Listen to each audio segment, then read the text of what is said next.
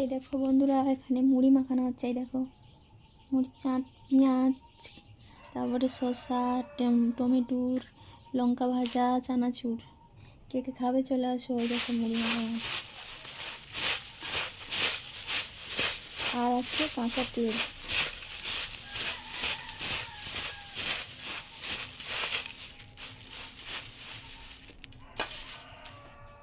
এই দেখো কীরকম লাগছে বলবে।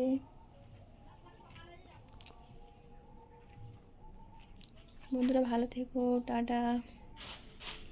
আর কে কে মুড়ি খাবে চলে এসো। এই যে মুড়ির জাম রেডি হয়ে গেছে, মুড়ি খাবে চলে আসো। আজকে পেঁয়াজ কুচি, লঙ্কা, টুস এগুলো দিয়ে খাওয়া হবে।